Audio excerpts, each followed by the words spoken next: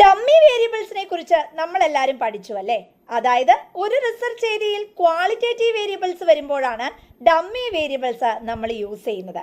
ഇനി അതിൻ്റെ greater level of applications ഒന്ന് നമുക്ക് പരിചയപ്പെടാം. ഡമ്മി വേരിയബിൾസ് എന്ന് പറയുമ്പോൾ കാറ്റഗറിക്കൽ വേരിയബിൾ, അതായത് ജെൻഡർ, മെയിൽ ഫീമെയിലിൻ്റെ ആപ്ലിക്കേഷൻ ഏരിയകളിൽ നമ്മൾ അവയെ ഉപയോഗിക്കാറുണ്ട്. കൺട്രോൾ വേരിയബിൾസിന്റെ കേസ് വരുമ്പോൾ, അതായത് ഈ കാറ്റഗറിക്കൽ വേരിയബിൾസിന് നമ്മളുടെ ഡിപ്പെൻഡന്റ് വേരിയബിളിന്റെ മുകളിൽ ഇമ്പാക്റ്റ് ക്രിയേറ്റ് ചെയ്യാനുള്ള അവസരം ഉണ്ടല്ലേ. അപ്പൊ അത്തരത്തിലുള്ള വേരിയബിൾസിന്റെ കേസ് വരുമ്പോൾ നമ്മൾ ഡമ്മി വേരിയബിൾസ് ഉപയോഗിക്കും.